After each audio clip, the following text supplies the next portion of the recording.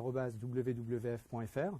Cette adresse mail, vous pouvez continuer à l'utiliser pendant ce live, continuer à poser vos questions qui continueront à alimenter le flux de questions pour Jean-Luc Mélenchon. Ça, la deuxième séquence, c'est donc des questions précises. Vous le verrez, on entrera en détail sur la question du diesel, du nucléaire, de l'agriculture, de l'alimentation et d'autres sujets, et notamment la Guyane, grand sujet d'actualité. Et puis une petite dernière séquence rapide sur plus des questions personnelles. Vous avez vous-même parlé de votre passion pour le quinoa à un moment donné. Je pense qu'on y reviendra. Donc on va commencer, avant de cibler le quinoa, on va commencer de manière très large avec deux premières questions qui sont plutôt des rappels de chiffres d'actualité que vous avez sous les yeux. L'une sur le climat et l'autre sur la biodiversité. Un chiffre que vous connaissez, que je vais vous demander de commenter pour savoir comment il irrigue ou pas votre projet politique. La température moyenne de la planète a été en 2016 supérieure de 1,1 degré à la moyenne de l'époque pré-industrielle, donc le 19e siècle, battant ainsi le record de dérèglement climatique établi l'année précédente, à savoir un réchauffement de 1,04. On est donc déjà sur malheureusement, on a dépassé la moitié du chemin vers les 2 degrés. Qu'est-ce que ça change pour vous, cette question climatique, dans votre projet politique? Pour moi, on va voir, mais pour tout le monde, c'est clair que ça va tout changer. Les gens n'ont pas l'air de comprendre que le changement climatique est commencé. On a tendance à en parler au futur. Mais si j'ai lu les commentaires, j'ai oublié l'agence de l'ONU, qui s'appelle l'Agence mondiale météorologie, je sais pas, c'est ça, c'est l'ONU, qui dit la planète est entrée en terrain inconnu. Bon, pourquoi? Parce que les phénomènes dont nous parlons ne sont pas à progression linéaire. Et par conséquent, bien malheureux celui qui croirait que ça va se réchauffer chaque fois un petit peu plus, et s'il est un peu frileux, il s'en réjouirait. Non. Chaque étape du réchauffement provoque une modification d'ensemble du climat et prépare une phase suivante après un moment de palier qui est d'une violence de plus en plus grande. Les conséquences, on va en avoir, pour ceux qui ne veulent admettre aucun fait, ils vont y être confrontés. La montée du niveau de la mer, ça c'est déjà bien engagé. Les phénomènes climatiques extrêmes. Alors nous les Français, on est à la fois concernés par le nombre des terres françaises qui sont dans les océans, qui sont des îles, mais également en métropole. Je voudrais rappeler qu'en 1999, des creux de 7 mètres et un vent de 140 km/h, s'il n'y avait pas eu un ingénieur pour se dire cette histoire-là va mal tourner, je coupe la centrale du Blayais, près de Bordeaux, nous avions droit à un incident nucléaire de première grandeur à 50 km d'une capitale régionale. Donc, sans vouloir affoler, je n'aime pas faire l'affoleur, mais il faut quand même bien dire les réalités. Alors après, ça c'est pour la réponse très précise à la question très précise, qu'est-ce que ça change? Je l'annonce à tout le monde, ça va tout changer pour vous. Et croyez surtout pas que ce soit un pur thème philosophique. Et maintenant, ça m'amène à venir sur la vision que ça doit le changement de regard que ça doit nous conduire à avoir, notamment en matière de construction idéologique, de vision du monde. Bon. Alors, déjà là, on a une vérification. Si la température change, c'est parce que les activités humaines ont introduit dans l'air une proportion de CO2 qui a modifié la composition de cette atmosphère. Donc, l'être humain est un facteur de modification de la réalité physique de la planète. Nous sommes donc bien dans l'Anthropocène, c'est-à-dire une nouvelle étape de l'histoire globale de la planète. Je dis ça parce que j'ai des petites coquetteries. Alors, je me flatte d'avoir été un des premiers à évoquer le mot Anthropocène que j'avais trouvé par hasard en lisant des livres de vulgarisation, et j'avais trouvé que l'idée était assez frappante, mais c'est seulement en décembre dernier qu'il a été convenu que ce serait le nom de cette nouvelle période. Alors, elle fait l'objet d'un enjeu de réflexion philosophico-politique. Court, quand même. Ma réponse? La réponse. L'enjeu long, la réponse courte. Oui, d'accord, mais il faut prendre la chose dans sa complexité. Absolument. L'idée, c'est que c'est un phénomène politique que le dérèglement climatique, il est lié à un mode de production et d'échange et de consommation. Ce n'est donc pas une malédiction liée à la calamité que serait l'espèce humaine par elle-même. Donc, suivant la date à laquelle on fait commencer l'Anthropocène, évidemment, le regard qu'on porte est différent. Donc, si c'est un problème politique, alors qu'est-ce que ça change pour moi? Eh bien, ça a déjà changé. J'appartiens à une tradition où le progrès était identifié au développement des forces productives, sans réflexion sur le contenu de ce développement, ni sur la nature des forces productives qu'on mettait en mouvement. Cette vision conduisait à pointer une contradiction comme étant celle qui faisait l'histoire, la lutte de classe, la lutte pour l'appropriation des richesses. La question se trouve reformulée différemment, et en tout cas pour moi idéologiquement, je l'ai exprimé dans le livre L'ère du peuple. Je pense que le principal phénomène de dynamique de l'histoire est d'abord la fluctuation du nombre des êtres humains. Plus ils sont nombreux, plus ils développent des techniques, et plus leur prédation sur la nature est grande. Dès lors, la contradiction principale, c'est celle qui va opposer cette prédation à la survie de l'espèce. Donc il y a bien un intérêt général humain, ce qui était inadmissible dans les anciennes conceptions, ça passait pour de l'idéologie. Clairement, cet intérêt général humain s'oppose aux intérêts particuliers du productivisme. Alors, nous, comment on peut faire atterrir tout ça sur un concept politique, opérationnel? C'est ce que, avec d'autres, et après d'autres, j'ai appelé la règle verte, qui est un concept qui est d'abord né dans le mouvement écologiste et pas dans le mouvement socialiste auquel j'appartenais à l'époque. Cette règle verte qu'on opposait à la règle d'or, la règle d'or de l'économie budgétaire et blablabla, tout ça. La règle verte, ça revient à dire, nous ne prendrons pas plus à la nature que ce qu'elle peut reconstituer, ce qui est un défi technique. Alors justement, et ça, je propose de le mettre dans la Constitution. Vous proposez, en tant que candidat aujourd'hui à la présidentielle, de le mettre dans la Constitution. Et dans le processus constituant. Concrètement, demain vous êtes président de la République. Ça veut dire quoi la règle verte? Dans la mesure où cette règle, si j'ai bien compris, c'est je ne prélève pas plus à la nature que ce qu'elle est capable d'apporter. Oui. Or, la France aujourd'hui et les Français consomment en moyenne plus d'une planète. Oui. Donc, ça veut dire quoi concrètement, demain matin, si vous êtes président de la République, dans la vraie vie de chacun d'entre nous, votre règle verte? Alors, déjà, voyons ce que ça nous aurait pu dire, c'est qu'on ne pratiquera plus de politique de l'offre. On ne dira plus, écoutez, produisez ce que vous voulez, quand vous voulez, comme vous voulez, où vous voulez, du moment que ça coûte pas cher, pour pouvoir en vendre à plein de monde. Et si on n'arrive pas à en vendre assez, on fera de la pub pour créer le désir des objets que vous aurez produits.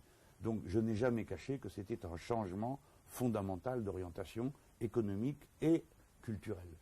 C'est pourquoi j'appelle ça une révolution citoyenne. C'est la reconquête du pouvoir par le grand nombre sur ces questions. Donc si c'est le grand nombre qui commande, c'est pas celui qui a investi et qui décide qu'on fera des castagnettes ou on fera, que sais-je encore, telle ou telle production. Ça veut dire que partout, tout le monde est appelé à l'action parce que ce n'est pas une voie qui nous permettra d'aboutir à la règle verte. Il n'y a pas une chose à faire. Il y en a toute une série. La sobriété énergétique, le recul du consumérisme, la relocalisation des productions, la politique du zéro déchet. C'est un ensemble de mesures. Ce que je voudrais, c'est le défi. Et ensuite, que nos ingénieurs, techniciens, femmes et hommes, tout ça, s'y mettent. Et je trouve que c'est très excitant.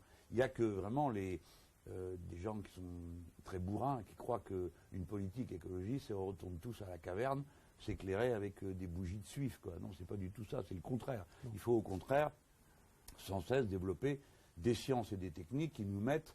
Mais la science et la technique ne sera pas la réponse à elle seule, je veux dire. Je ne suis pas en train de passer dans une nouvelle illusion technicienne. Donc la règle verte, c'est surtout un défi, et je me garderai bien de vous dire qu'on peut y parvenir autrement que par la planification écologique. C'est-à-dire le fait qu'on mette en rapport les différents compartiments de la production, de l'échange et de la consommation, les uns avec les autres, à travers de la planification. Par exemple, si on dit on sort des protéines animales, dont on connaît la prédation qu'elles conduisent à exercer sur la nature, ou bien qu'on sort de l'énergie, des énergies carbonées. Prenons un exemple, on dit, on va, pour répondre à ces deux questions, en partie, on va produire des protéines végétales à partir des algues. Donc on voit ce qu'il y a à faire. Et à partir du moment où on se met à produire ça, on va d'un côté avoir des plastiques d'origine végétale, et de l'autre côté, des protéines végétales. Mais peut-être que tout le monde ne sera pas emballé au début par la mode des algues, comme du quinoa ou du riz. Mais tout ça, ce sont des habitudes culturelles alimentaires. Si on prend l'exemple de la consommation de viande, c'est tout à fait caractéristique. À aucun autre moment, on a mangé autant de viande qu'on en mange aujourd'hui. Et si on en mange autant aujourd'hui, c'est parce qu'il y en a beaucoup. Et s'il y en a beaucoup, ce n'est pas pour des raisons de viande, c'est pour des raisons d'élevage, et les usines de 10 000 vaches, etc. Donc vous voyez, j'essaie de montrer que l'adversaire, si j'ose dire, productiviste, ayant un cadre global, c'est à nous d'en créer un alternatif. Ok. C'est ça la règle verte. Bon.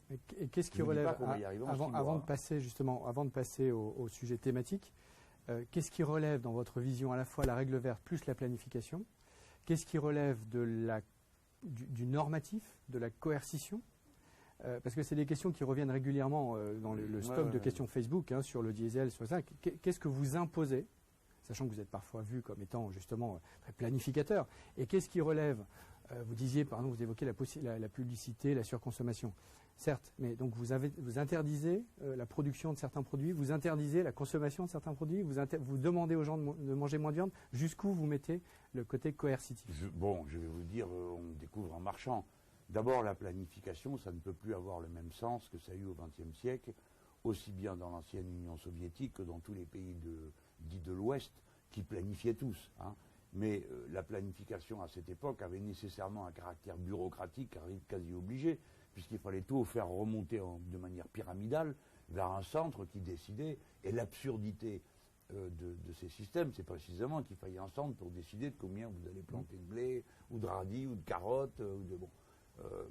Maintenant, il suffit de se référer au fonctionnement des plateformes pour se rendre compte que la plus grande souplesse est possible, sans que ce soit jamais un obstacle à la cohésion d'ensemble. Bon, moi je le vérifie en politique avec une plateforme. Jamais personne n'aurait cru, y compris parmi mes proches, qu'une plateforme était capable de régler les 9/10 des problèmes qui produisent de la bureaucratie en politique.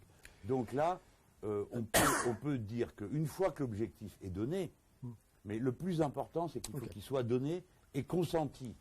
C'est pas tout qui soit donné, c'est qu'il faut qu'il soit compris et consenti. Le process de révolution citoyenne fait que c'est la multiplication des initiatives qui est le régulateur. Donc on va venir justement sur les différents sujets. On va passer... Mais attendez, la coercition existe, je ne veux pas non plus laisser croire que chacun fait comme il le sent et qu'il y aura un marché des désirs qui finirait par régler le problème. Non, il y a des moments où on dit ça c'est interdit, c'est terminé, on ne le fait plus. Alors, parmi les choses que vous souhaitez de fait interdire, puisque vous voulez en sortir, c'est le nucléaire. Première question qui est celle d'Agathe. Vous voulez parvenir à 100% d'énergie renouvelable en 2050. Donc, c'est Négawatt qui nous propose la date. 0% du nucléaire. Ouais. Comment faites-vous pour sortir du nucléaire? Et deuxième question qui est, je pense, très intéressante, compte tenu de votre parcours également. Quel accompagnement pour les salariés concernés, puisque concrètement, un certain nombre de syndicats ne sont pas favorables au 0% du nucléaire et même au 50%. Comment vous gérez cette tension? Alors, bon, la transition... c'est un sujet maintenant totalement bateau, parce qu'il y a tellement d'équipes qui ont travaillé là-dessus, que ce soit la Coalition pour le climat, que ce soit Négawatt. Bon, dans un gouvernement, il suffirait d'en nommer un haut commissaire parmi eux, et ça y est, la machine se mettrait en route. Bon, ce qu'on peut dire, hein, oui, parce qu'ils savent le faire, parce qu'ils ont travaillé, enfin, écoutez, on ne peut pas avoir la prétention d'arriver les derniers et de dire, écoutez, j'ai trouvé tout seul avec mes copains comment on allait faire, c'est pas vrai. Je n'ai fait que recopier ce qu'écrivait. Votre responsabilité en tant que président, si vous êtes élu, c'est de le mettre en œuvre. Comment vous dépassez ces blocages? D'abord, il y a une décision. Si vous votez pour moi, on sort du nucléaire. Voilà, c'est clair. Il n'y a pas de... la décision, c'est le bulletin de vote qui le dit. Donc on sort du nucléaire. Comme on fait, tout le monde sait qu'on ne va pas appuyer sur un bouton et tant qu'il n'y a plus de nucléaire. Bon. Donc on fait une sortie en sifflet, on ferme les centrales, on commence par Fessenheim. Toutes celles qui arrivent à 40 ans... Qui décide? D'usage. Comment qui décide? L'État, nous sommes actionnaires d'EDF. Toute centrale qui arrive à 40 ans est fermée. Ah bah oui. C'est ça. Alors, il y a 18 réacteurs qui arrivent aux 40 ans pendant la durée du quinquennat. Déjà, cela, c'est fini. Et ainsi de suite, on compte jusqu'à 2025 pour arrêter la totalité des réacteurs. Donc c'est un peu plus qu'un quinquennat. Si on peut aller plus vite, attention, parce que d'un côté on arrête, mais de l'autre côté il faut une montée en puissance des énergies renouvelables. Il y a des gens qui n'ont pas l'air de se rendre compte du boulot que c'est. Parce que on va aller chercher par exemple beaucoup d'énergie renouvelable en mer. Bon, parce qu'on a là-dedans 75 fois la quantité d'énergie dont on a besoin. Donc c'est normal qu'on court d'abord là. Alors ça veut dire des éoliennes, des hydroliennes. Bon, des hydroliennes, on peut aussi en mettre à terre. Hein, c'est un nom savant, hydrolienne. Autrefois, ça s'appelait moulin. Hein, donc on sait le faire. On peut en mettre partout. Mais la montée en puissance, quand vous dites par exemple un champ d'éoliennes, 2 champs d'éoliennes, 3 champs, toujours rien de fait en France. Hein, en mer, vous avez aussitôt les ports qu'il faut transformer, les navires de service à construire, trimballer les installations, parce qu'une pale d'éolienne, c'est 90 mètres. Donc c'est pas rien tout ça. Donc ça c'est un travail énorme. Il va falloir mettre bouchée double. Hein, et il va falloir bosser beaucoup. Alors ça veut dire combien? Est-ce que vous avez chiffré le scénario énergétique? Oui, bah, c'est pas moi qui les chiffrais, c'est eux. Vous prenez celui négawatt. Tout seul. J'ai compté que le total du plan de relance de l'activité, bah, c'est plus 100 milliards. Bon, alors les autres, ils sont pour enlever 100 milliards, moi je suis pour rajouter 100 milliards. Et dessus, 50 milliards à la transition énergétique et la marche vers le 100% renouvelable. Mais je vais redire quelque chose qui va vous surprendre, c'est que c'est pas facile à dépenser 100 milliards et c'est pas facile à dépenser 50 milliards. On ne fait pas de l'argent hélicoptère, hein. On va pas jeter les billets sur les gens, nous emballer et consommer. Non, il faut un temps pour mettre en place les machines, il va falloir un peu tordre quelques bras. Hein. Peut-être qu'il n'y aura pas les mêmes délais, qu'on devra changer la loi sur les marchés publics. Moi, je ne suis pas d'accord pour qu'il faille 5 ans pour construire un lycée. Alors imaginez-vous, si c'est pour construire une éolienne. Justement, revenons au bras qu'il faudrait tordre. Il y a une question de Pierre. Le personnel. Exactement, c'est la même question de Pierre que j'anticipais tout à l'heure. La majorité des syndicats, je vous laisse la dire. Oui, s'oppose à la fermeture de Fessenheim. Concrètement, qu'est-ce que vous dites à ces militants? Vous vous trompez, mes amis. Et je voudrais bien connaître vos raisons. Parce que les miennes sont que les installations nucléaires. On ne va pas jeter la pierre à ceux qui les ont fait vivre, ni à ceux qui les entretiennent aujourd'hui, dans des conditions qu'il faudrait discuter. Car discuter avec la CGT et les personnels qui assurent la sécurité et l'entretien, et vous verrez qu'il y a des raisons de s'inquiéter. Mais vous vous trompez, voilà. Le nucléaire, maintenant, nous savons que c'est dangereux, que c'est très dangereux, et par conséquent, on fermera les centrales. Alors après, quant à ce qui vous concerne, vous, comprenez-moi bien, démonter une centrale, c'est extrêmement compliqué. Je crois que celle qu'on a commencée, on y est toujours 15 ans après. Bon. Donc qui va les démonter? Ceux qui les faisaient tourner. C'est quand même les mieux placés pour savoir comment on s'y prend, de quelle façon on va travailler. Donc la totalité du personnel, personne ne perdra son emploi. J'ajoute que c'est dans les bassins d'emploi où se trouvent les centrales nucléaires que seront installées les productions et les chaînes de production des énergies alternatives, si bien que on ne perdra pas en capacité d'emploi. Je dis ça parce que si EDF, qui a une tactique très précise pour tuer les innovations, qui consiste à acheter des entreprises pour leur piquer les brevets et faire cesser le travail, bon, nous avions une chaîne de production à Nexis, je crois, qui fabriquait des panneaux qui étaient écologiquement soutenables, qui travaillait à la luminescence. Une chaîne de production, il faut du monde dessus, il y a du travail, quoi. La France coule chaque année, sur chaque année, 1 million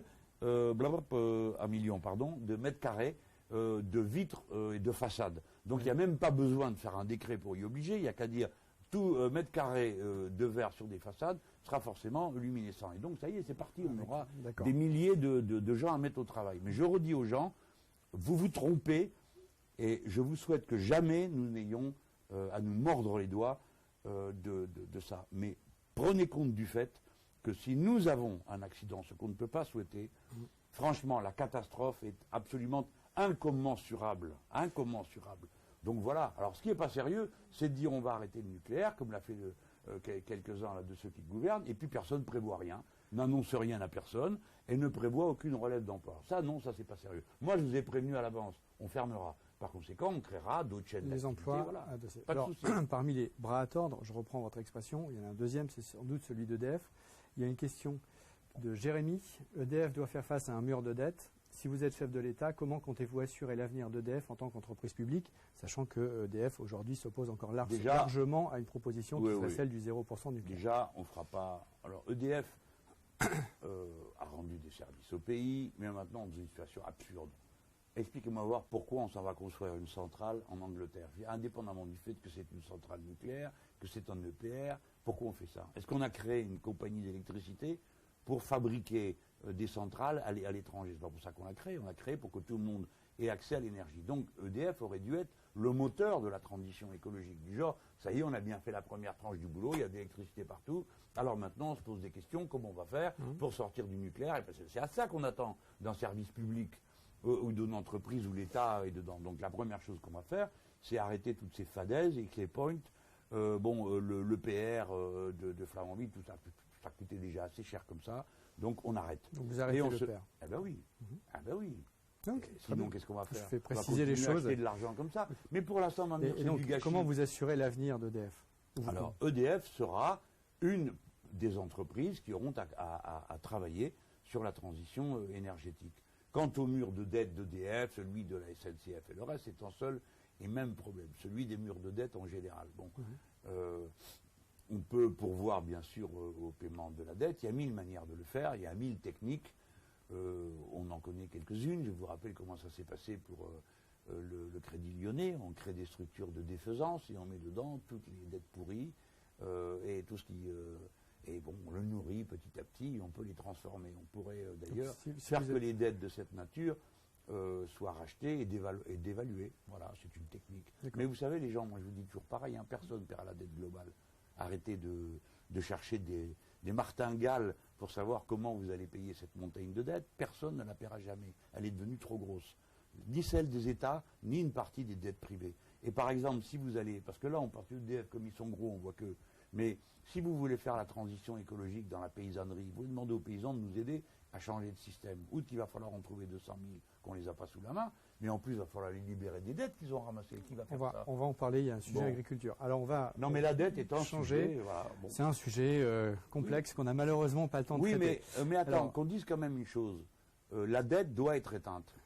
Donc le responsable politique que je suis dit, je vais travailler à éteindre ces dettes et à redéployer EDF dans une nouvelle direction. Et on le fera comme ça pour tous les secteurs qui sont en train de s'étouffer sous le poids d'une dette absurde, vouée à des objectifs grotesques. Donc en tout cas, la mise en œuvre de votre proposition pour EDF, c'est je crée une structure de défaisance et je gère les actifs de l'État qui sortent sont dans EDF vont changer de musique. D'ailleurs, on les changera eux-mêmes. Et on mettra d'autres administrateurs de l'État que je prendrai, ou à Négawatt, ou chez vous, ou ailleurs, pour être bien sûr que la volonté politique soit respectée. Très bien. On change totalement d'univers. On passe de EDF à la Guyane. Vous savez évidemment qu'il y a une grosse actualité sur la Guyane. Il y a une question de Sandrine sur 2 gros projets en cours en Guyane qui constituent une menace pour l'environnement. Je cite la question. Total sur un projet d'exploration pétrolière offshore et le projet dit de la Montagne d'Or, un projet de mine d'or industrielle. Si vous êtes président, est-ce que vous bloquez ces 2 projets et est-ce que c'est ce que vous dites aujourd'hui aux personnes qui manifestent en Guyane ? D'abord, je commence par dire que la Guyane, qui n'est pas une île comme nous le savons tous, qui est sur le territoire du continent sud-américain, pour nous, c'est une des dimensions de l'universalisme français. Deuxièmement, donc nous ne sommes pas une nation occidentale et européenne, nous sommes une nation universaliste. Deuxièmement, c'est l'occasion, je ne veux pas que ça soit l'occasion ratée, parce que dans la Guyane, il y a quelque chose de magique, c'est le nouveau monde. Et c'est encore un monde neuf, même si on y tire des fusées, qui est le centre de Kourou, qui est l'avant-garde de l'humanité quand même, hein. C'est la porte d'entrée de l'espace, donc ça c'est magnifique. Mais on aurait en Guyane, on a la possibilité de faire vivre un monde entièrement neuf, avec des bâtiments éco-positifs, avec une agriculture qui soit réellement une agriculture bio, qui nourrisse la population locale. Donc avec un plan d'autonomie alimentaire, un plan de souveraineté énergétique. Au lieu de tout ça, qu'est-ce qu'on fait ? Vraiment les méthodes du 19e siècle, un gros trou pour sortir du pétrole, de l'eau, alors qu'on sait tous que si jamais il y a le moindre incident, personne ne sait faire face à ce genre d'incident. On a comme ça dégueulassé tout le golfe du Mexique et ainsi de suite. Donc bien sûr qu'il faut arrêter tout ça. Quant à la mine d'or, que ceux qui ont donné l'autorisation se mordent les doigts et qu'on donne leur nom. C'est absurde. C'est vraiment Vous avez un nom à donner ? Et vous avez un nom à donner ? Je crois qu'il y a eu des ministres qui ont été... non, pas des ministres, tiens. Du personnel de l'Élysée, mais mon cher, ça a été vos collègues, alors je ne voudrais pas me prêter avec vous. Ce n'est pas ce titre-là que je suis là. C'est bien, c'est bien. Non, puis à tout pécheur miséricorde, hein, bon. Donc mais c'est donc vous avez en tête, c'est celui d'Emmanuel Macron pour que ce soit clair, qui selon vous a donné l'autorisation de la mine. Pascal, le plus drôle, c'est que quelqu'un comme moi laisse échapper à tout pécheur miséricorde dans une émission de télé. Bon, bref, c'est pour dire. Il ne faut pas faire ça. L'exploitation de la mine d'or, nous savons d'ores et déjà que c'est un scandale écologique. Si seulement on nous avait dit, ah bah ça y est, on a trouvé un moyen extraordinaire, on va prendre l'or sans tout casser, tout démolir, tout dégueulasser. Bon, je parle de la mine, hein, parce que l'orpaillage, c'est encore une autre question. Et évidemment que quand on combine la cupidité, l'appât du gain, le trésor présenté à tout le monde, d'un côté, de l'autre côté, l'État qui s'effondre, parce que comme ils sont loin, l'État s'est dit, bah, très bien, ils avaient l'habitude de rien avoir, on va leur enlever encore un peu. Hein. Eh bien, on a une société qui s'écroule, et c'est ça qui arrive à la Guyane. Donc c'est la violence partout. Et c'est contre ça qu'ils protestent. C'est une violence économique, sociale, sanitaire, dans tous les domaines. Mais le cœur de l'affaire, le cœur de la pourriture, c'est le règne aveugle de l'argent. Voilà. Alors, par exemple, vous voyez, sur le pétrole, pour une collectivité locale, pour arriver le pétrole, c'est la bonne chose parce que vous avez des royalties. Eh bien non, les amis, vous vous trompez. C'est pas comme ça qu'il faut faire. Bon, donc, vous êtes président, il n'y a ni plateforme offshore Total, ni Montagne d'Or en Guyane. Ça me fait 2,5 de plus, là, grâce à vous. Et alors, j'ai vu qu'ils ont le bras long, ces gens-là. Hein. Il se trouve qu'il y a une question d'Erwan qui fait référence, puisqu'on parlait d'Emmanuel Macron, à ce qu'il a dit ici, à votre place, pendant son Panda Live, qui était qu'il était favorable à l'interdiction de l'exploration et de l'exploitation des hydrocarbures sur l'ensemble du territoire français, terrestre et marin, et donc de fait aussi en Guyane sur cette plateforme. Il a dit ça ? Il a dit ça. C'est bien. Voilà. Et donc, est-ce que vous êtes d'accord avec lui ? Avec les choses sensées, oui, j'ai pas de problème. Je ne suis pas dans cette attitude intellectuelle insupportable. Si c'est machin qui le dit, comme c'est machin, je ne m'occupe pas de ce qu'il a dit. Non, ça c'est les sophistes, on les combat depuis le 5e siècle avant notre ère. Mais il faut dire ça, c'est une chose. Après, il faut être constructif. C'est-à-dire, si on dit qu'on n'exploitera pas, alors on dit qu'on va mettre en place les énergies renouvelables avec une énergie nous-mêmes terrible, parce que c'est pas rien de se passer de ça. C'est pas rien. C'est pas juste pour faire plaisir à une émission de télé où on dit oui, allez, on supprime tout, on arrête tout et tout. Donc oui, alors vous êtes d'accord, les gars, il faut passer à autre chose. Très bien, comment vous faites ? Où vous trouvez l'argent ? Donc il faut les 100 milliards dont je parle tout à l'heure. Ça vous fera au moins un point commun avec Emmanuel Macron. Oui, il y en a d'autres. Il a 2 bras, moi aussi, 2 yeux. Si, il y a beaucoup de points communs. On poursuit ce Panda Live avec Jean-Luc Mélenchon. Oui. On va maintenant passer à des questions sur la santé et l'agriculture, 2 sujets que vous portez beaucoup dans cette campagne. Question de Sarah. La pollution de l'air tue 48 000 personnes par an. Vous avez dit que vous souhaitiez une sortie progressive du diesel. Qu'est-ce que ça veut dire concrètement ? Est-ce que je ne pourrais plus acheter de voiture diesel ou rouler avec mon véhicule diesel ? À quelle échéance ? Parce que la sortie du diesel, effectivement, ça peut tout dire et ne rien dire. Donc concrètement, qu'est-ce que vous avez en tête ? Elle me dit qu'est-ce que ça veut dire concrètement ? Mais qu'est-ce que ça veut dire concrètement de me demander si on va le faire ou pas ? Parce que la ligne du dessus, il est écrit que ça tue 48 000 personnes. Donc on a une première option. C'est s'en foutre et considérer qu'on peut encore en tuer 48 000. Je ne préjuge pas de la... Voilà. Mais la question, c'est si on le fait vraiment en référence à ce que vous disiez. C'est une manière de réfléchir. Moi, je pars toujours comme ça. Je dis, le prix du malheur, c'est combien ? Parce qu'après, il y a plein de gens qui demandent combien ça coûte. Oui, mais pas le faire, ça coûte combien ? D'accord ? Ça coûte 48 000 personnes qui nous manquent. Bon. Et je ne vais pas entrer dans des comptes sordides, mais elle nous manque beaucoup, de toutes les manières possibles. Que ça veut dire ? Est-ce que je ne pourrais plus acheter de véhicules diesel ? Ben non, en effet. Parce que si on veut sortir du diesel, il faut arrêter de produire des véhicules diesel. Donc on va discuter avec l'industrie automobile pour leur dire, écoutez les gars, c'est fini. Trouvez autre chose, il y a autre chose. Hein. Donc on va passer à autre chose. Deuxièmement, est-ce que je vais vous empêcher de rouler avec mon véhicule diesel ? Bah oui, au bout d'un certain temps, vous n'aurez plus le droit de rouler avec vos... Mais on va donc vous aider. Il y a des sous pour ça. La niche fiscale sur le diesel, c'est 6 milliards. Donc ça va, il y a de quoi prendre les choses tranquillement. On peut se donner un horizon. J'ai vu qu'il y avait des dates qui tournaient. Pourquoi pas ? On dit 2025. Eh bien, va pour 2025. Mais après, il faut un planificateur. Donc, non, mais je vous dis ça, les gens, parce que le nombre de ceux qui sont venus me chauffer sur le fait que la planification, c'était l'URSS, bon, d'abord, c'est pas vrai. Tout le monde planifiait. Puis, deuxièmement, comment vous faites pour prendre ce genre de décision si vous ne planifiez pas ? Comment vous faites ? Donc il faut planifier. Justement, je pense que la question était de dire... La question n'est pas de culpabiliser les pauvres gens qui n'ont pas le moyen de se changer de voiture. On leur a dit acheter du diesel, ça vous coûtera moins cher. Ils l'ont fait, maintenant on leur annonce. Ok, donc vous ne les culpabilisez pas d'un côté, mais de l'autre côté, vous leur dites en 2025, vous n'avez plus le droit ni d'acheter, ni de rouler au diesel. C'est ça la réponse à la question. De rouler au diesel ou à autre chose. Du moment qu'on leur dit, les gens sont braves, vous dites écoutez, ça ne peut plus durer, et des gens, on va mettre autre chose. Ben oui, la personne va vous dire, mais attendez, mais moi j'ai pas choisi cette voiture par goût, on m'a dit que c'était pas cher. Eh bien très bien, voilà, on va vous aider à en acheter un autre. Okay. Bon.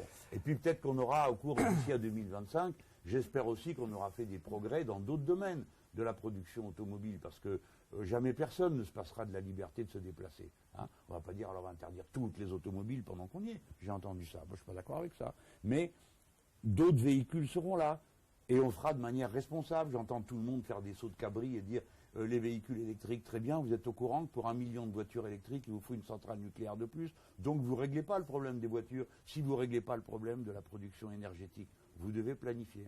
Ok. Première question sur l'agriculture de Myriam. Benoît Hamon et Emmanuel Macron veulent un Grenelle de l'alimentation. Êtes-vous pour aussi? Pourquoi pas? Si c'est le bout par lequel Alors, prendre. qu'est-ce que vous mettriez dedans? C'est ça, parce que bon, Grenelle, alors c'est une manière de se débarrasser des problèmes. Alors oui, tout le monde va parler. Bon, très bien, tout le monde va parler, on va trouver des idées. Moi, j'en suis tout à fait partisan, mais il faut quand même annoncer un peu la couleur. Hein. Alors on annonce la couleur. Il y a un modèle alimentaire qui dépend d'une agriculture absolument nuisible, qui est l'agriculture chimique. Donc on doit déjà dire, nous allons sortir de ce modèle agricole. Mais c'est important de le dire. Et pas seulement de dire, nous allons développer le bio. On n'est pas pour qu'il y ait deux agricultures. Une agriculture dégueulasse et une bonne. Hein, parce que je connais la musique, je sais qui est-ce qui va manger les produits de la bonne agriculture et qui c'est qui va devoir se contenter de l'autre. Donc on veut un seul modèle agricole. D'accord? Et c'est terrible de dire qu'on soit obligé de préciser l'agriculture bio, c'est les autres qui devraient dire l'agriculture chimique. Parce que ce qui est normal, d'une certaine manière, dans le domaine agricole, c'est que le paysan renouvelait l'outil de travail en même temps qu'il produisait. D'accord? Et puis un jour, on lui a dit, c'est plus la peine, il n'y a qu'à acheter dessus des sacs de ceci et de cela. Alors, le paysan meurt en cours de route du cancer, et après, c'est vous, une fois que vous avez mangé, les produits remplis de ça. Donc, il ne faut pas seulement dire on va faire un Grenelle, parce qu'à la fin, tout le monde sera gagnant-gagnant, parce que ce n'est pas vrai. Il y a des gens qui vont y perdre, le lobby chimique va y perdre, et donc il va falloir lui tenir la bride très court. Alors, comment on fait? On va essayer de créer le marché qui va booster définitivement la production bio. Alors, ça, c'est des décisions de l'État. On peut dire une chose, par exemple, toutes les cantines de France et de Navarre, tout le monde mange bio. Point. Donc, pour manger bio, forcément, vous relocalisez la production agricole. Et vous créez la pente en même temps que le marché pour les productions vivrières. Ben oui, parce que sinon, ça ne veut rien dire. Sinon, c'est importé. C'est le cas aujourd'hui. Oui, alors à quoi précisément. Ça sert? Et puis on reprend le problème par un autre bout. Du coup, justement, le donc, modèle bravo agricole. Pour les Grenelles, mais les décisions, c'est encore mieux. Une des grandes décisions du futur président de la République, ce sera la réforme de la PAC, la politique agricole commune, 9 milliards d'euros par an. Et nous, au WWF, on lance début avril une campagne justement à destination à la fois de la Commission européenne, puisque c'est en ce moment même qu'il y a une consultation sur l'avenir de la politique agricole, tous les sujets dont on vient de parler, oui, mais qui doit rechanger encore si on veut aller vraiment vers ce que vous évoquiez à l'instant. Et deuxièmement, le futur président de la République qui négociera cette nouvelle politique agricole commune. Donc concrètement, vous êtes président de la République, les 9 milliards de la PAC, vous en faites quoi? Ouais. Bon, ce qui sera très intéressant, c'est que dans tous les domaines, on sera en situation de crise. Par conséquent, plus moyen de faire des atermoiements et des arrangements de demi-mesure. Donc moi, ma position, elle sera connue. Tout le monde connaît ma tête dure. Tout le monde sait sur quelle base j'aurais été élu. Donc nous, les Français, nous allons passer à l'agriculture dite bio. D'accord? Nous allons le faire. Nous allons planifier ça, ouvrir les lycées qu'il faut, recruter les gens, commencer à répartir la terre, vous entendez bien, différemment de ce qu'elle est aujourd'hui. Voilà ce qu'on va faire. Bon. Par conséquent, il ne peut pas être question qu'il y ait une politique agricole commune qui aille contre ça.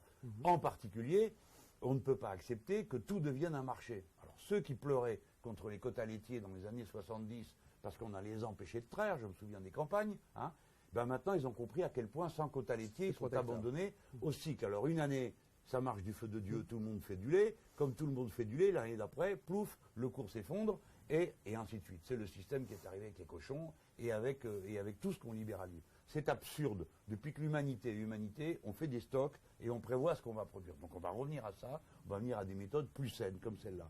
Donc dans la négociation sur la PAC, toute idée de libre-échange de produits agricoles dans le monde recevra de la part de la France un accueil extrêmement désagréable. Voilà.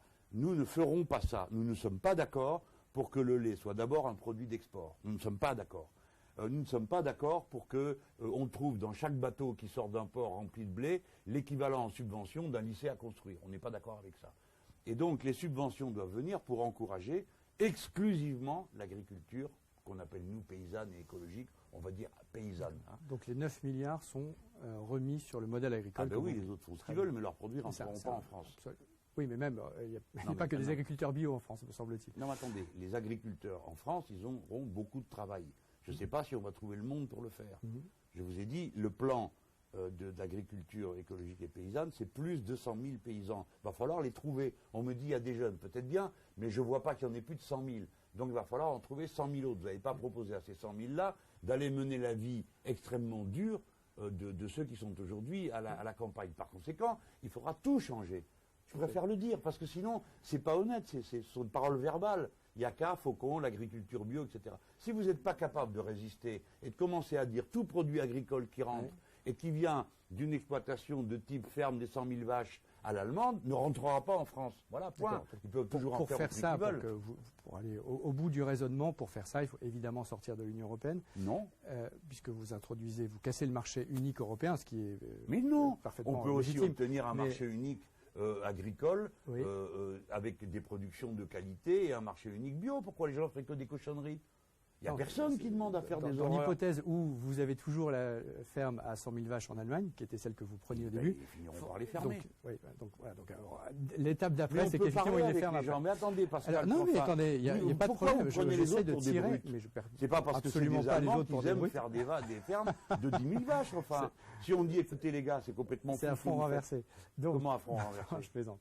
Non, mais sans blague. Ce que je dis là peut être entendu par une personne sensée. Pourquoi les gens le font-ils? Parce que ça leur rapporte des sous. Ouais. Si vous leur montrez qu'ils se rapportent des sous en travaillant autrement, ils font autrement. Ils n'ont pas une affection particulière pour aller ramasser les pets des vaches et pour faire du gaz méthane et du lait qui est pourri de produits qui rendent les gens malades et de viande d'abat qu'on fait manger aux gens. D'abat, je veux dire d'écarissage, une fois que la bête a terminé son cycle. Les gens comprennent que ça ne va pas. Les Allemands aussi, ils le comprennent. Alors, on change. Pas du tout, j'essaie justement de modérer le vôtre. Pourquoi faire? Pour qu'il y ait un équilibre. Ensuite, une question qui n'a rien à voir, Jean-Luc Mélenchon, de Fabrice, que j'évoquais tout à l'heure au début de cet échange. Mon père est pêcheur à Boulogne-sur-Mer. Il y a de moins en moins de poissons, ce qui est factuellement vrai, et ce n'est pas facile économiquement parlant. Que lui proposez-vous? Quel est son avenir si vous êtes président? Déjà, je prends une précaution. Les droits de pêche ne seront pas transmissibles, accumulables d'un bateau à l'autre. Parce que si je fais ça, si je laisse faire ça, alors je dois reconnaître que le précédent ministre, le maire de Boulogne en plus, il a bien bossé. Parce qu'il a empêché que les gens qui commençaient à se frotter les mains imaginaient on accorde des quotas, des droits de pêche à une embarcation. Hein, alors elle a pu vendre ça, ce que je comprends, parce qu'il y a des gens qui n'en peuvent plus, sont crevés. En plus, on n'arrête pas de leur dire, écoutez, ça va pas, il faut 100%, enfin, vous n'avez pas le droit de prendre plus que telle quantité, puis si vous prenez plus, il faut la ramener. Enfin bon, c'est vraiment, ils ont raison, c'est un enfer. Hein. Donc il faut faire plus d'aller-retour avec le bateau, ou alors il faut changer de bateau, mais ça demande des sous. Donc je comprends. Mais je sais qu'il y a des gens qui me disent, écoutez, laissez-nous vendre ça. Mais si je vous laisse vendre ça, qu'est-ce qui va se passer? Vous allez regrouper les droits de pêche sur des grosses unités. Vous allez voir arriver les fonds de pension qu'on n'a rien à foutre. Une semaine, ils produisent des chaussettes. La semaine d'après, ils s'en vont acheter un bateau. Hein, et comme disait Isabelle Autissier, il vaut mieux qu'ils s'occupent des chaussettes parce que quand les chaussettes ne les intéressent plus, on peut continuer à en faire. Tandis qu'une fois qu'ils ont mis dans la pêche et qu'il n'y a plus de poissons, il n'y en a plus pour personne. Donc, il faut protéger déjà la méthode. Hein, à chaque embarcation, des quotas, et ils ne sont pas transmissibles. Sinon aux propriétaires, bien sûr, hein, de l'un à l'autre. Deuxièmement, il faut qu'on les aide beaucoup à changer les navires. Ça, c'est le plus urgent, parce que la flotte a beaucoup vieilli. Du coup, pardon avec mes obsessions, il faut planifier qu'on démonte et qu'on remonte et qu'on construise. Aujourd'hui, c'est pas sûr qu'on sait le faire. Hein. À échelle de masse, il y a à peu près 3500 bateaux, m'a-t-on dit, qu'il faut démonter et remplacer par d'autres. Bon, parce que la flotte a vieilli. Alors, après, voilà, quoi. J'ai répondu à peu près à la question. Je suis opposé, je le redis, aux pêches dévastatrices, notamment en eau profonde. On a réglementé ça, alors on remonte progressivement, on nous l'a rendu à 800 mètres, à 400 mètres, enfin bon, ça s'améliore en gros. La profession, il faut le dire, c'est une des professions qui accepte des contrôles comme dans peu de métiers on accepte. Hein. Parce que, vous savez, un poisson aujourd'hui, il commence sa vie dans la flotte et ensuite il commence un parcours administratif extrêmement intéressant, hein, parce qu'il est étiqueté, numéroté.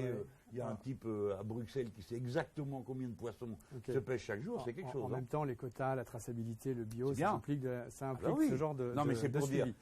pour dire bravo aux pêcheurs, parce que c'est la profession qui a fait les plus gros efforts pour accepter la protection de la réserve. Ce n'est pas le cas des autres sauvages. Maintenant, je vais vous dire que ceux qui viennent pêcher dans nos eaux sans notre autorisation doivent s'attendre à un accueil différent Si c'est moi, le président de la République et nous française, aussi, je ne laisserai pas faire. et nous aussi, quand on va surtout pêcher dans les eaux des pays du Sud, ce qui est quand même le cas le plus fréquent. Mais moi, je suis contre. Attendez, Pascal. Non, mais on va. Oh, non, mais je pense que. Ben, c'est une question européenne. Alors justement, Ben, vous me permettez une question. C'est on l'Europe revient qui sur achète l'Europe des droits après. de pêche. On revient sur l'Europe après. Oui. On a eu de nombreuses questions sur les grands carnivores. Je ne vais pas citer tous les prénoms, parce qu'ils sont très nombreux. Simplement une qu'on a sélectionnée, qui est celle de Marc. Dans votre livret. Marrante, oui. Dans votre livret Allez-y, sur je vous l'agriculture, laisse. vous dites viser une meilleure maîtrise des populations de loups et d'ours de façon à sauvegarder les systèmes pastoraux tout en adaptant ces derniers à la présence de telles populations. Waouh, on dirait du Macron. C'est dit le commentaire, hein, c'est pas marqué dans le texte. Qu'est-ce que ça veut dire exactement? C'est la question. Êtes-vous pour la réintroduction d'ours, par exemple? Alors là, bon, c'est bien, c'est la question qui met au pied du mur, parce que, honnêtement, je trouve que c'est une phrase qui est destinée à prendre en compte le problème, comme on dit, hein, sans vraiment envisager le détail de la manière de le régler. Bon, alors évidemment, les loups et les ours, c'est pas pareil. Hein. Ça soulève pas le même type de problème, mais ça soulève le même type de passion dans les endroits en question. Hein. Donc je comprends bien que la question comme elle est posée, si je réponds très précisément, je vais raser les murs pendant un moment dans les régions concernées. Donc on me demande, êtes-vous pour la réintroduction d'ours par exemple? Bon, alors, avec qui je vais me fâcher en répondant à ça? Je ne connais pas la réponse. Est-ce qu'il y en a une quantité suffisante pour que la bête s'adapte ou pas? Notre point de vue, clairement, c'est qu'aujourd'hui, on n'est absolument pas dans un état d'équilibre. Et que si on ne réintroduit pas d'ours, notamment dans les Pyrénées, certains endroits d'entre eux, on a une extinction. Et qu'est-ce qu'ils disent les gens? Il y a maintenant la moitié, mais je peux faire les réponses à des questions, hein, si vous voulez. Non, il y a la moitié aujourd'hui. Depuis quand un type, parce qu'il est candidat à la présidentielle, sait combien il faut mettre d'ours, combien on peut supporter d'ours? C'était plutôt une question de principe. Bon, je vois les que... Les questions de principe, elles sont importantes, mais il y a des questions après de mise en œuvre. Ouais. Par exemple, sur le loup, on n'a pas eu, parmi nous, mes amis, disons, la mouvance à laquelle je me réfère. Je préfère dire, je me réfère à une mouvance. J'invente pas dans mon bureau les choses. Bon, moi, ma référence dans le domaine agricole, c'est la Confédération paysanne, par un secret, quand je le dis. Bon, j'écoute ce qu'il dit, je me dis ça mieux que moi, ils sont dedans. Donc, l'attitude qu'avait la Confédé au départ sur les loups, c'est pas la même qu'aujourd'hui. Aujourd'hui, elle dit c'est pas compatible. Vous l'avez lu comme moi, M. Canfin. Alors, avec qui je vais me fâcher? Bon, eux, ils disent c'est pas compatible. Il y a une longue liste jusqu'à présent. Non, mais si vous trouvez, écoutez, moi, ce que j'aimerais, c'est que quelqu'un dise, on a trouvé le moyen de rendre ça compatible. C'est exactement ce que j'ai fait la part, Monsieur Canfin, j'ai fait la part des choses parce que je vous ai raconté tout à l'heure que dans ma jeunesse, étant journaliste, je m'occupais des pages du Jura rural, du journal Les Dépêches. Donc, dans le Jura, je vous garantis qu'il n'y a pas de loup. D'accord? Mais régulièrement, on avait affaire à des troupeaux de brebis massacrés par des chiens de ville. Ouais. Donc, je fais la part des choses et souvent, je me dis, peut-être qu'on s'énerve. Mais comme les paysans vous disent, mais non, monsieur Mélenchon, quand je suis allé là-bas vers le cirque de Gabardy, on m'a raconté ça avec mon copain qui s'appelle Pierre Montoya, qui est là-bas. Il m'a dit, ah non, t'arrêtes avec ça. Ici, c'est pas des chiens de ville. Les problèmes qu'on a eus, c'est avec le loup. Bon. Et si le loup mange les moutons, on ne peut pas élever les moutons et il n'y a plus d'économie locale. On en reparlera dans le détail. Sachez que nous, on considère que c'est tout à fait possible. Ce n'est pas systématique, ce n'est pas automatique, mais on peut le faire. Je vous réponds. Ma position, c'est celle de la Confédé paysanne. Parce que, à qui voulez-vous que je me réfère d'autre? On en reparlera. Oui, volontiers. Alors, et je ne dis pas que j'ai raison, monsieur Canfin. Je vous redis qu'il faut un peu de modestie. Ce n'est pas parce qu'on est candidat qu'on sait tout, notamment sur les loups et les ours. Une question sur laquelle je suis absolument certain, vous avez la réponse. Sur l'Europe. Question de Mathilde. Le droit européen de l'environnement a tiré le droit de l'environnement français vers le haut. En tout cas, c'est sa position. Aujourd'hui, 80% de la législation française en matière d'environnement est d'origine européenne, factuelle. Vous souhaitez que la France sorte de la plupart des traités européens. Quelles conséquences pour l'environnement en France et en Europe? Et comment vous mettez éventuellement des effets cliqués? Bon, déjà, on ne va pas non plus faire des choses stupides. Moi, ma position par rapport aux traités européens, elle concerne 3 questions, pas 50. L'harmonisation sociale, l'harmonisation fiscale. Le traité les interdit, donc je suis pour que ça en fasse sauter ce verrou, parce que c'est ce qui produit de délocalisation. 1 sur 2 se fait en Europe, les gens se sautent à la gorge parce qu'ils sont tous en compétition, et maintenant la nouvelle trouvaille des travailleurs détachés, de mieux en mieux, comme absurdité. L'harmonisation fiscale, mais je mets au défi une seule personne qui nous écoute de dire que finalement non, c'est une bonne idée qu'il n'y en ait pas. Hein. Bon, Alors, en plus, on se fait voler par le Luxembourg d'une manière honteuse. Bon, non. Voilà, c'est ça mes problèmes. Et le statut de la Banque centrale indépendante. Ce n'est pas la législation sur l'environnement. Et donc, quand la discussion qu'on va avoir, c'est le plan A, nous, on dit, les Français, nous ne voulons plus d'un certain nombre de choses. Nous en sortons. On dit qu'on ne voulait plus de rien, qu'on allait jeter par-dessus bord toute la législation environnementale. Parce que, pardon, M. Confin, mais cette législation, elle est française. C'est-à-dire qu'elle est rentrée dans le droit français. Absolument. Donc, notre problème... Maintenant, elle est française. Voilà. Donc, elle est française. Et ça, on discutera, nous, de nos affaires, et de savoir si ça nous convient, si on peut améliorer. Bon, si on invente une règle, vous savez, avec un cliquet, c'est-à-dire on ne pourra jamais faire moins que ce qu'il y avait dans la loi machin, et ainsi de suite. Ça, c'est pas très difficile pour nous. Donc, mon rejet des traités européens, il faut le mettre à sa place. C'est sur ces trois questions, statut de la Banque centrale, harmonisation sociale, harmonisation fiscale, et les politiques d'austérité, parce que sinon, je ne peux même pas commencer la planification écologique dont j'ai parlé tout à l'heure, si je ne peux pas trouver les 100 milliards qu'on m'interdit de les prendre. Si j'en reviens au sujet déjà large qui nous occupe aujourd'hui, même si les sujets que vous évoquez sont absolument décisifs, évidemment, vous dites, nous, par de contre, toute façon, on met un effet cliqué dans le droit français, qui est issu de l'environnement, évidemment, qui est issu de l'Europe. Alors, on va. Mais c'est peut-être à vous que je le demanderai, Pascal Canfin, on en de faire une révision générale de tout le droit écologique de notre pays en me disant, écoutez, M. Canfin, qu'est-ce qu'on garde, qu'est-ce qu'il faut revoir, parce que vous le savez mieux que moi. Je suis sûr qu'on sera partant, parce qu'on est constructif. Je vais passer à la troisième et dernière partie de ce Panda Live avec Jean-Luc Mélenchon. Des questions plus personnelles, après avoir dressé le tableau dans de nombreux domaines. Première question à laquelle, évidemment, vous n'échappez pas, par Eric. On a beaucoup entendu parler de votre salade de quinoa à une certaine époque. C'était l'été dernier, je crois. Est-ce que ça veut dire qu'aujourd'hui, vous mangez moins de protéines animales à titre personnel? Et qu'est-ce que vous avez à dire sur la consommation? Alors, bon, le quinoa, c'était une façon que j'utilise souvent d'amener un problème. Et surtout, c'est dans ma propre famille intellectuelle, culturelle, politique, je ne sais pas comment on peut appeler ça, que ça provoque les plus gros remous. Parce que ce n'est pas nos traditions. Bon. Il faut savoir faire avancer une idée. Donc, si vous voulez, vous venez, vous faites un discours, vous dites, il faut moins de protéines animales. Oh, tout le monde s'endort, qu'est-ce qu'il raconte? Oui, bon, qu'est-ce que ça veut dire? Bon, bref. Et vous dites, attendez, le quinoa, ça donne beaucoup de protéines, ce sont des protéines végétales, et moi, Mélenchon, regardez, je fais une salade de quinoa. Donc, tout le monde se marre. Il y a un effet d'échange, mais l'idée a avancé. Parce que tout d'un coup, on entendait dans le programme d'un homme qui vient de la gauche, et de quelle gauche, parler de protéines animales. Et du coup, ça faisait le lien avec la question de la souffrance animale. Parce que dans mon affaire, il n'y a pas que la question sanitaire, il y a aussi la question du modèle de civilisation. Des gens qui acceptent de traiter les animaux de cette manière-là, c'est un signal sur la décadence d'une société avec une telle dose de violence et de cruauté. Regardez, Pascal Canfin, je suis arrivé petit à petit, j'ai ma part. D'autres ont fait le travail avant, moi j'ai rien inventé là-dedans. J'ai repris en cours de route un flambeau. Regardez l'autre jour la marche du 18 mars. Dans mon discours, il fallait que je le dise, c'était mon devoir. J'ai dit les animaux ne sont pas des choses. Et nous manifestons, etc. Première fois que vous entendez ça dans un discours d'un homme comme moi, de ma famille politique. Et moi, ce qui m'a stupéfait, figurez-vous, c'est pas que je le dise, moi je me connais. Mais c'est la réaction. C'est l'adhésion. Les gens ont adhéré, mais immédiat. Alors ça veut dire que l'idée, elle venait pas de moi vers eux. C'était pas formidable, qu'est-ce qu'il vient de nous faire découvrir. C'est qu'eux le pensent. Et qu'il y a donc une conscience politique extrêmement profonde, qui a un contenu philosophique lui aussi très profond, en faveur de la lutte contre la souffrance animale. Et tout ce que ça veut dire, le modèle d'agriculture. Franchement, absolument. Pascal Canfin, je préfère venir sur les protéines animales par la salade de quinoa, et venir les animaux ne sont pas des choses.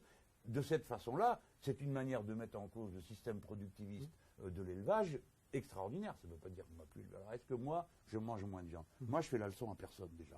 Je ne dis pas comment on doit vivre, ni ce qu'on doit manger. Je dis juste, ce n'est pas raisonnable de continuer à manger comme ça de la viande. Et je suis devenu moins carnivore que je l'étais. Mais je ne suis pas parfait, je ne réclame aucune sainteté, mais autour de moi, je vois notamment dans mes jeunes collaborateurs, le nombre de ceux qui sont devenus végétariens va augmenter. Absolument. Mais pas moi, je ne suis pas encore arrivé. C'est un phénomène de société et je pense que c'est très bien qu'on mange moins de protéines animales. l'animal, c'est aussi un imaginaire, c'est aussi des espèces, pas qu'une alimentation pour l'homme. Si vous étiez un animal, question qui était posée à tous les candidats avant vous, quel animal seriez-vous, Jean-Luc Mélenchon? Écoutez, j'aimerais être une bête dissuasive et sociale. Donc plutôt un éléphant. Si vous voyez un éléphant, avant de se jeter dessus, ça vous fait réfléchir une geste. Sans faire d'image politique, c'était... Oui, pour quelqu'un qui vient du Parti Socialiste. Non, mais sinon, mon animal favori est le chat. Mais je préférerais être un éléphant. Il me semble que c'est tout de suite plus intéressant.